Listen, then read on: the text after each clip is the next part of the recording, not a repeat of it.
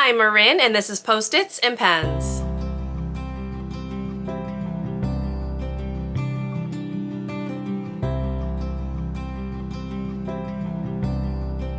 Hello and welcome back to my channel. My name is Maureen, and here you will find a little beauty, a little books, and a little teaching content. So if that sounds like something you might enjoy, I would love for you to subscribe and stick around and join me in my little corner of YouTube.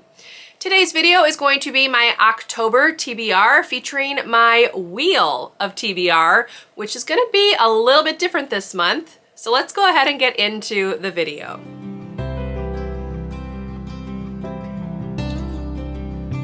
First, let me apologize for my voice. I am fighting a head cold and it is doing a bit of a number on me, but we're gonna push through and film this video because I needed to go up this week and I need to select the books for my October TBR. Now, typically when I play my Wheel of TBR game, I have a list of prompts on my spinner wheel.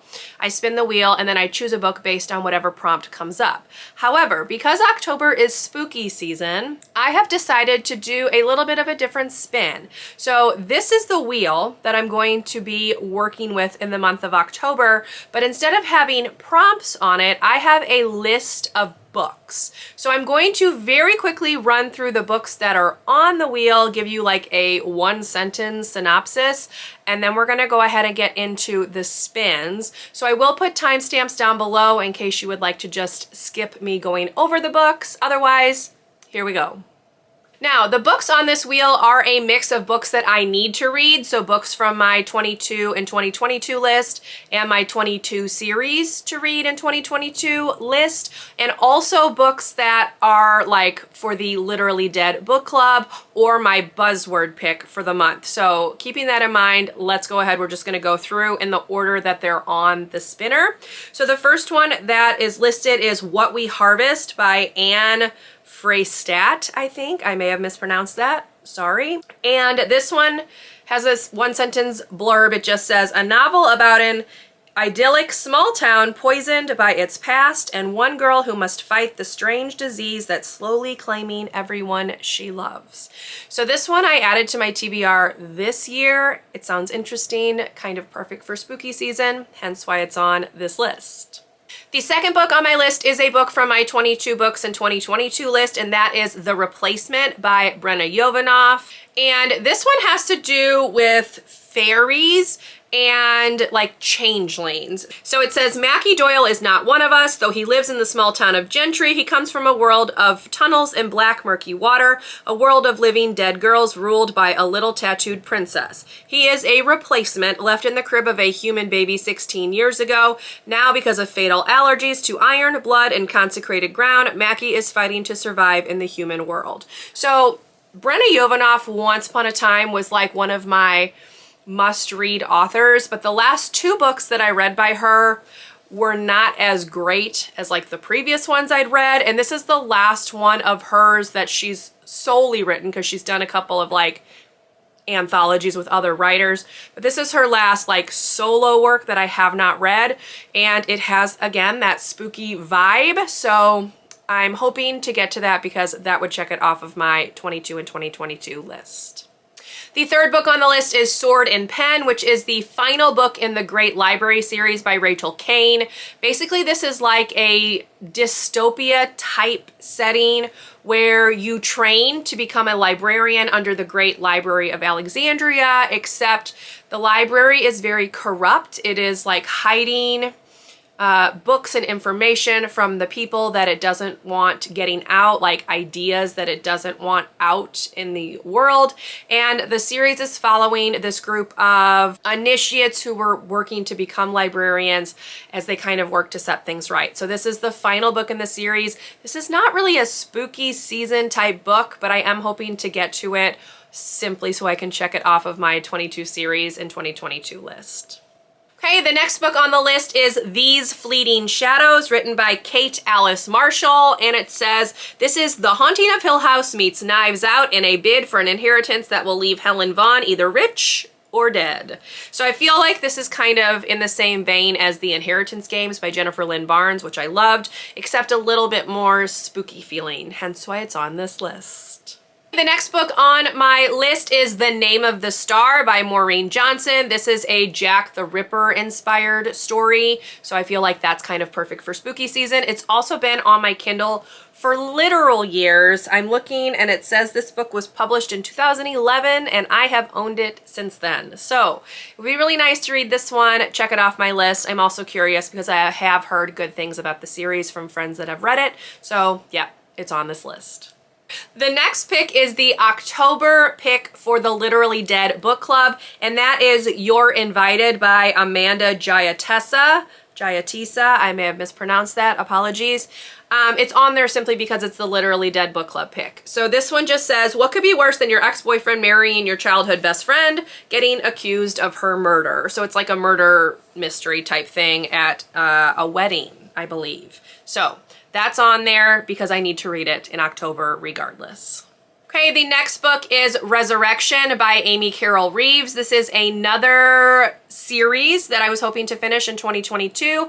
It is also Jack the Ripper inspired, but it's got some like magical elements mixed in. It has been forever since I read the first two books, so I could be very, very lost when I pick this third one up, but I do want to try to get it checked off this year. It's on my list of series to finish in the year, and it is good for spooky season because of the whole Jack the Ripper magic vibe.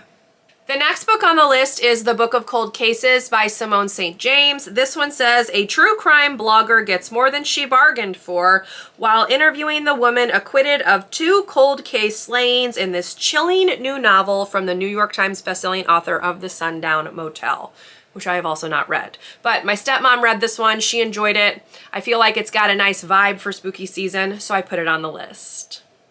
Okay, next up on the list is my buzzword pick for October, and I believe the buzzword was something like creature in the title or something like that, so I went with A Monster Calls by Patrick Ness. This is another one that I've owned for a very, very long time and never read, but it says, Connor has the same dream every night ever since his mother first fell ill, ever since she started the treatments that don't quite seem to be working. But tonight is different. Tonight when he wakes, there's a visitor at his window. It's ancient, elemental, a force of nature, and it wants the most dangerous thing of all from Connor. It wants the truth. Now, I've heard very, very, very good things about this book, so I'm very excited to read it, and I'm kind of glad that it works out as the buzzword pick. I also think it's partly illustrated, and it's not very long, so hopefully this one will be a quick read. But yes, I will be reading this one regardless of if it comes up on my wheel or not. Next up on the list is The Night Swim by Megan Goldin. I have never read a book by Megan Goldin, but I've heard good things about this one.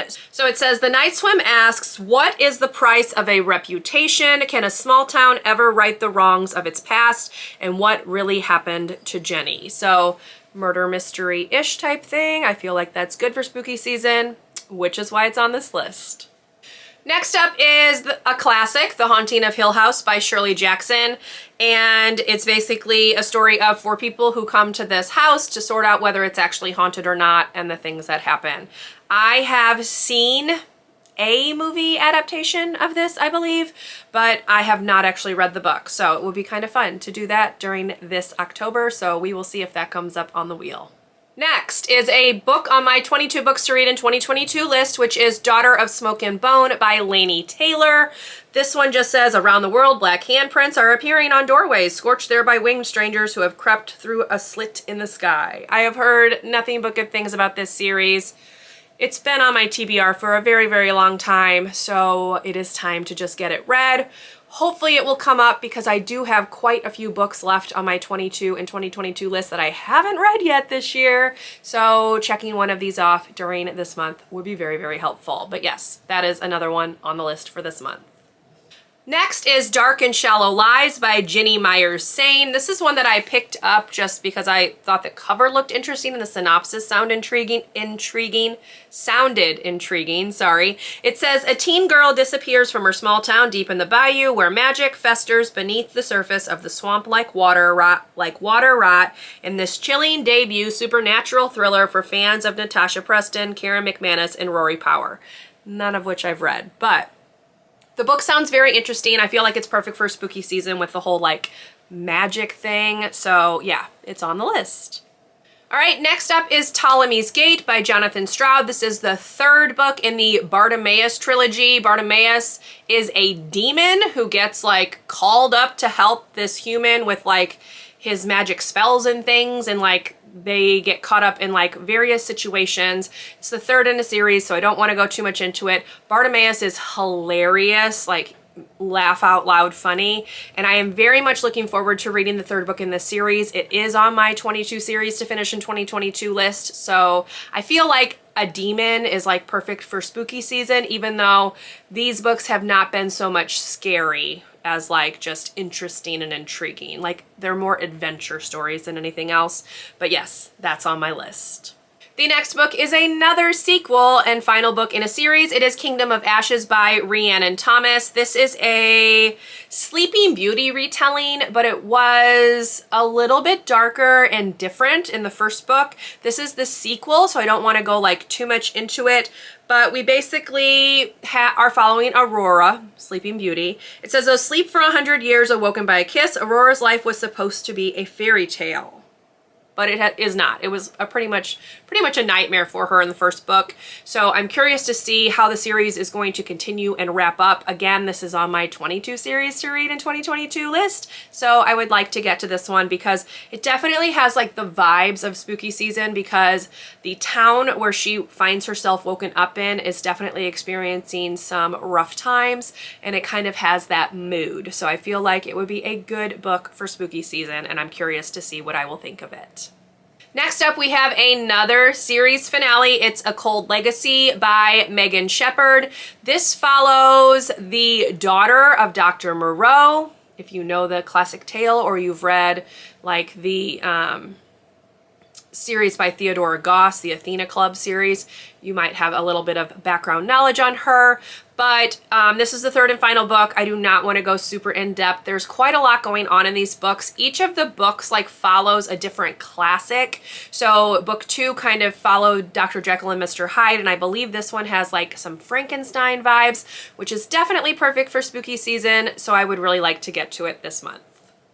Next, we have House of Hollow by Crystal Sutherland. I have heard some very mixed things about this book. I feel like when it first came out, people really liked it, and as more people read it, it like started to get a little bit less positive vibes.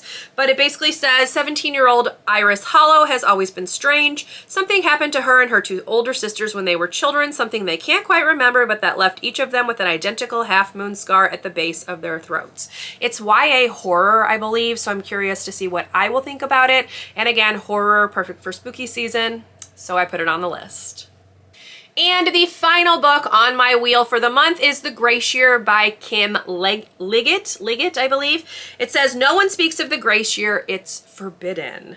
In Garner County, girls are told they have the power to lure grown men from their beds to drive women mad with jealousy. They believe their very skin emits a powerful aphrodisiac, the potent essence of youth of a girl on the edge of womanhood. That's why they're banished for their 16th year, to release their magic into the wild so they can return purified and ready for marriage. But not all of them will make it home alive. This is another one I picked up just because it sounded very interesting. I know a lot of people have read it. I don't actually know people's thoughts on it, so I'll be curious to see what I think, but I feel like it's got, again, the spooky season vibes, so I put it on the list for a potential October read. Okay, so now that I have introduced the books that are on the list for this month, I am going to pull the wheel up on my phone and we are going to get spinning. So I'm thinking I will most likely do 5 spins. That's my typical. However, depending on whether I get books that I have to read, so my buzzword and my Literally Dead book club book, I may spin a few more times. So we will just play it by ear and see, but I will scoot over. You can see it on my computer back there, but I'm gonna use it on my phone. So we're gonna go ahead and get started. Again, 5 spins to start, and let's see what the first pick is.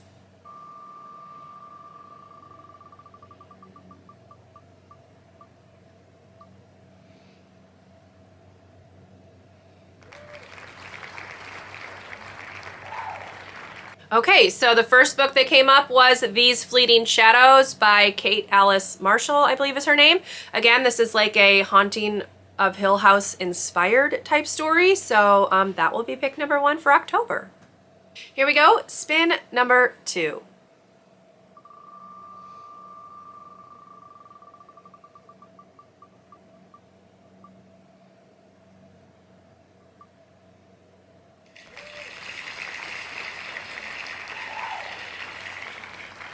Okay, very helpful. That was A Monster Calls by Patrick Ness. That is my buzzword pick. So yay, that is one mandatory read on this list. Here we go with spin number 3.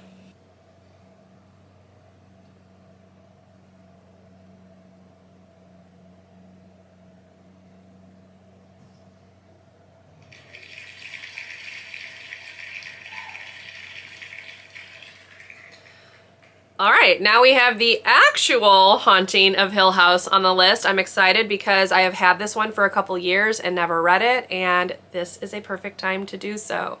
So there we go, book number 3. All right, spin number 4.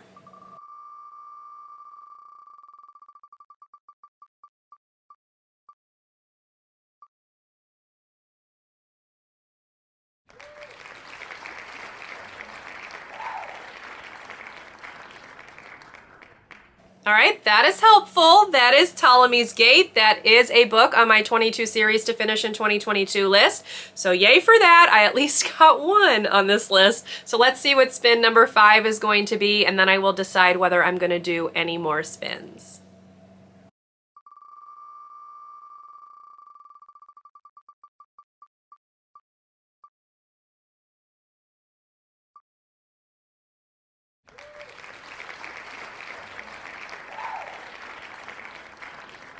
All right, that one was House of Hollow, which was not on either of those lists. So that will be my final spin for October because I will still need to get to You're Invited for the Literally Dead Book Club. And then hopefully I can squeeze a couple more of these other ones in that I also really need to read. But I am excited about this TBR, so let me go ahead and recap it really fast for you. Okay, so to quickly recap, the first book that came up was These Fleeting Shadows by Kate Alice Marshall. Book number 2 is A Monster Calls by Patrick Ness. This one's on my Kindle, so I do own it. I just don't have like a physical copy to show you. Book number 3 is The Haunting of Hill House by Shirley Jackson. I got this very neat edition. It has like sprayed edges and stuff. Super excited. Very, very excited to read this one. This will be like the perfect season to do that. The next book that came up was Ptolemy's Gate by Jonathan Stroud, which is this book right here. It is the 3rd book in a series again. So this one's chunky, but they read pretty fast. And as I said, they're very, very funny. So I'm very excited to read this one. And then the final book was House of Hollow by Crystal Sutherland, which I do not own, but I can get from my library fairly easily. So the only other book that I know I'm for sure going to be reading in October is You're Invited by Amanda Jayatissa, because I need to read that for the Literally Dead Book Club. And I also will be reading the 10th Nancy Drew book. So I'll put the title right here because I am totally blanking on the name, but I need to read that one this month as well. So anyway, that is it. That is a look at my October TBR. I hope you enjoyed. If you did, please leave me a thumbs up. Consider subscribing to my channel if you would like to see more from me, and I will see you in my next video. Bye everyone.